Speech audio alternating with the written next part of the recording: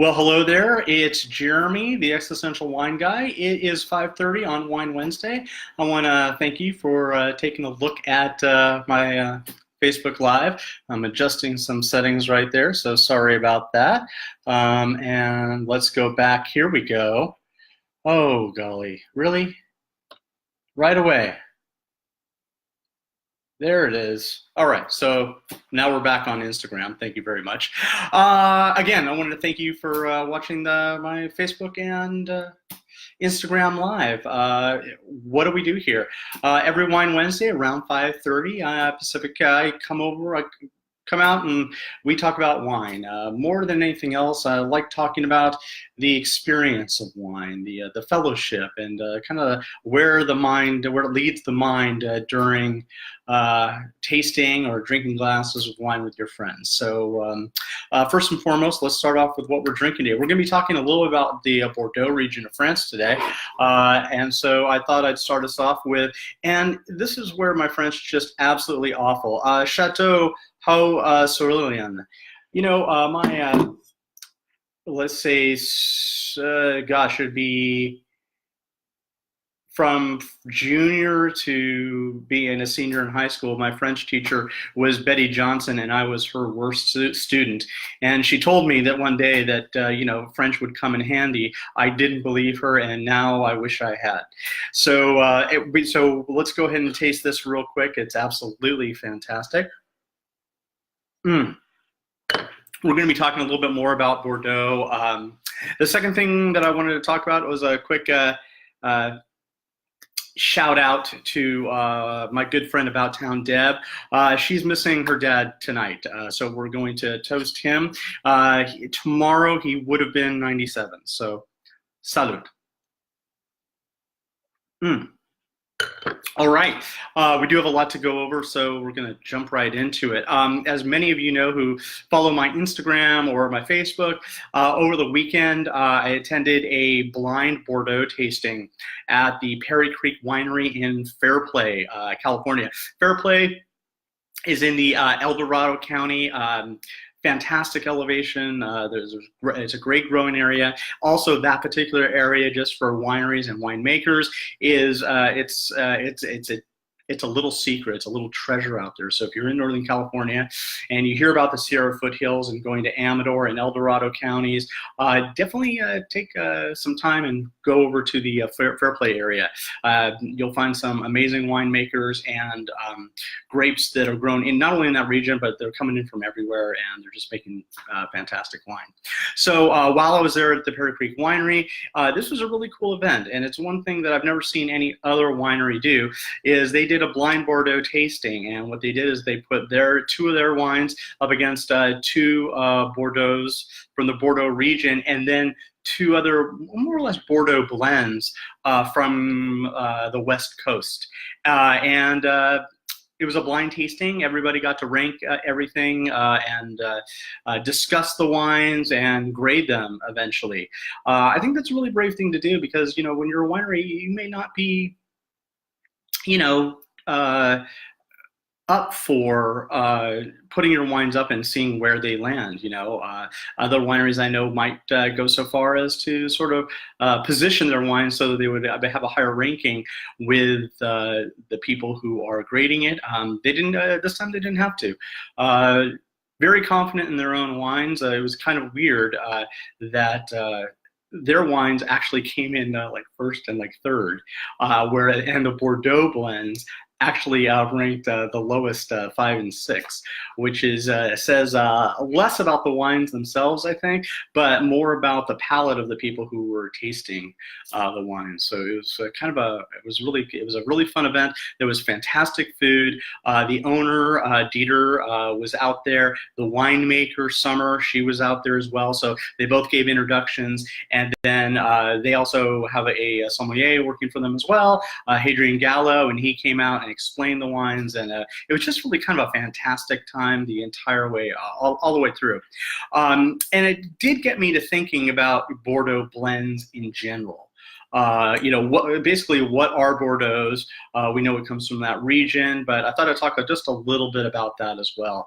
And the easiest way to think about it is think of Bordeaux's as almost like a Chianti. Chianti is a region of France. It's not necessarily a varietal itself. Most Chiantis start with Sangiovese, and then other things get blended.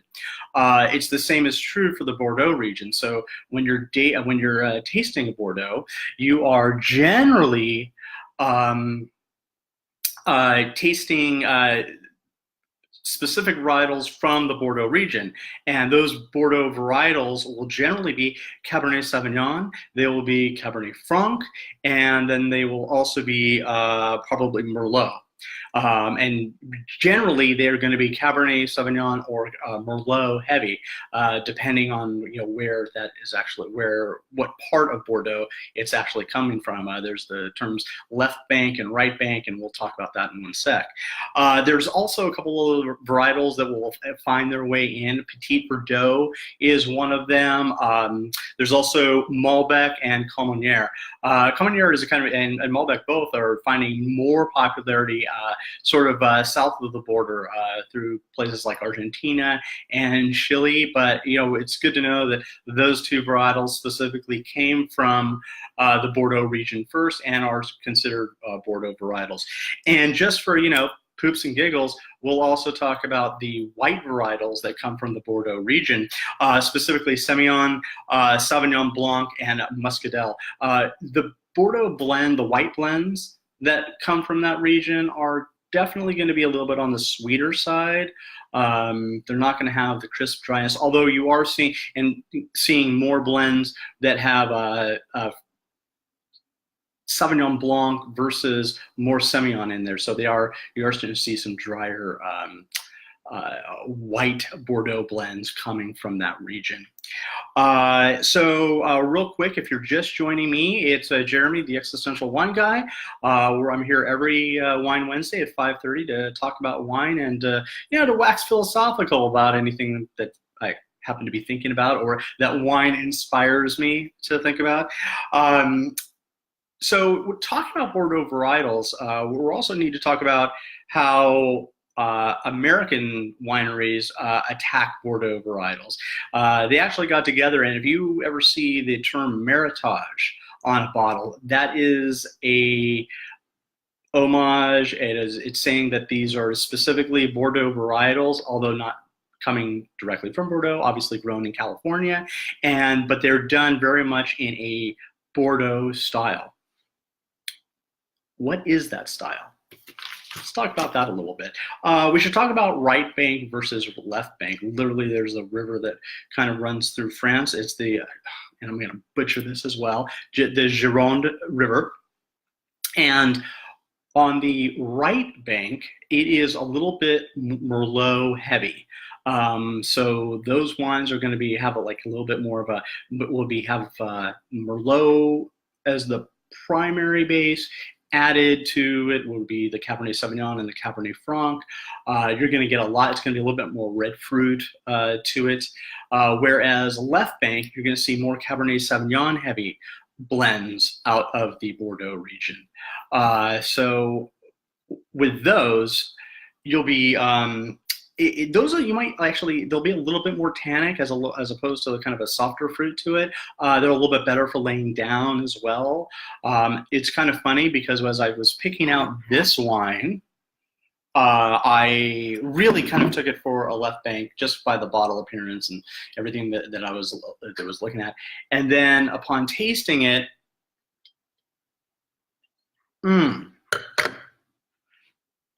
first of all, it's fantastic. Second of all, much more fruitier. A little fruit forward is definitely not the right way to put it, but definitely a little bit more fruit. The tannins are just a little bit softer. This is an incredibly easy drinking wine. This is a 2016, I believe. I'm right. It's a 2016. And you can go to this bottle right away. You should be opening up this is going to go well with, just about anything you want to put on your table. So that is pretty exciting. So next up, again, Jeremy, the Existential Wine Guy, and you are, wasting some time listening to me talk about wine a little bit. And also, if you have any questions and you're watching right now, please do me a favor. Throw me a bone. Let me know what's on your mind. I'd love to answer any questions you have if I can. And if I can't answer it, I'll just make it up and it'll sound really, really good. So we'll go from there. If I had time, which it looks like I do, I'm kind of speeding through some of this. I want to talk about, when this is a right bank wine, which means it's going to be Merlot heavy. There was a movie that came out a little over 15 years ago. We all know what it was, and it basically trashed Merlot. And the line was, I'm not drinking any fucking Merlot. What a disservice it did to this particular grape. This grape has been around for, over 1,000 years from, when the Romans started, serving wine to their soldiers that were stationed in France. And whatever it was called back then. And they started growing these vines, and actually it was the Romans who actually first started differentiating the different grapes and the different vines. So here we go with Merlot that's been around 1,000 years. It is absolutely a fantastic grape. Everybody's been drinking this, and one movie takes it out. I mean, literally it decimates this grape, this entire varietal. Now, as much as I am a wine guy, I'm also a movie guy. So there's another aspect about this that totally pisses me off. And I have a little tolerance for the people who kind of went this route. Basically, they're taking the most sensitive, arrogant, just a guy who's really off of his path in life. And they take one line from him and, start following that path. Unbelievable. It's somebody who's watching a really fantastic film and has completely missed the point. So right now, it affected the wine industry, that one movie, so much that in Napa alone, you started seeing Merlot grapes being pulled out so they could replant Cabernet grapes because they couldn't make money selling Merlot. Nobody was buying it. There is one sort of silver lining to this, the fact that to that character's point, there was a lot of bad Merlot out there, as there is, sometimes a lot of cheap and really, not good wine out there, but a lot of it was Merlot. So now you see guys who are really coming back to Merlot, and they're just doing an extraordinary job with it. They're just, they're really, taking it, making it almost like a boutique wine again. So hopefully we'll have a resurgence of Merlot down the road. I hope so. Anyway, who am I? It's Jeremy, the Existential Wine Guy. If you were just joining me, right now we are talking about the wines of Bordeaux and this Bordeaux tasting that I went to previously. Let's see, what else do we have here? We've got some people who've joined us. Oh, Peggy, thank you so much for joining me on Facebook. Charlene, thank you as well. We've got Russ, of course, my brother from a different mother. Thank you. Charlie and Laura, thank you so much for joining me on Facebook. We also have Jana, thank you. Veronica, it looks like Kitty Gaga is with me, and Vinhood. I don't know you, but thank you so much for joining me today. I really appreciate it. Again, if you have any questions or concerns or things that that have been bugging you about wine, or just something that's been off the top of your head, would love to discuss it with you. Otherwise, we'll get back to our conversation about Bordeaux. But I was also doing my little rant on the movie Sideways and that one line that decimated an entire varietal for everybody. To this day, it still sort of kills me a little bit. Let's see. I want to go back to the Bordeaux tasting that we went to, that I went to over the weekend. Again, it was at Perry Creek Winery up in Fairplay, and again, the boldness of putting your wines up against really some extraordinary wines from all over the world, from Bordeaux. I think there was one from Washington and one from Oregon as well.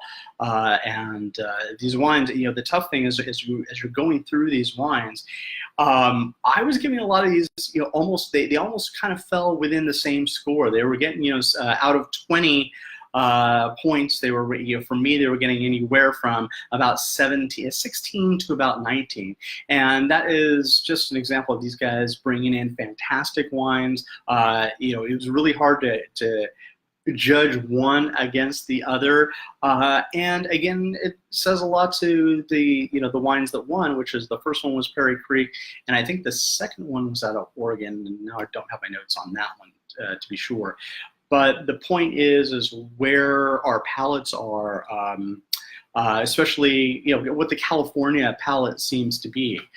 They were very confident in putting their wines up against it, and they absolutely nailed it. They also nailed it with the food, and just the entire event was kind of amazing. So if you ever get a chance that you're in Fair Play, you definitely need to go check out the team at Perry Creek, because they were just absolutely fantastic. Let's see, who else do we have here? We saw Charlene, we saw Laura. Thank you guys for showing up. I really appreciate it. And who else do we have on there? Oh, there we go. And Janet just joined and rejoined, so we got that going on for us. All right. Some shout outs and some things that we're going to be talking about in the next episode. I got into this book, and I'm about halfway through it, and it's been absolutely fantastic so far. But we're going to be talking about it next week specifically. Is going to be Wine and War, and basically it is the French resistance against the Nazis and how they literally hid their wines as much as they could from the Nazis and that form of resistance. And what it also kind of speaks to is that in France, wine is part of their national identity. And that seems to be the common theme through the stories that happen to be being told in this book. Also, it's just a really fascinating, different view that you don't always see about World War II. Just when you think you've read everything, here comes this book, and it shows really the power of the people. It has less to do with the military, but more with the people who were fighting, the individual resistance that were fighting the Germans. So, fighting Nazis is a good thing. I'm a big fan of it, both foreign and domestic. So, should be done with that in a day or so, and we'll be talking a little bit about that. Other than that, I don't have too much more today. We're coming up at the end of our time. If you have any last-minute questions, I would love to hear from you. But until next week, where we're going to be talking about fighting Nazis, foreign and domestic, we're going to talk about how the French did that with wine. Until next week, I'm Jeremy, the Existential Wine Guy. See you then. Cheers. Thanks for hanging out.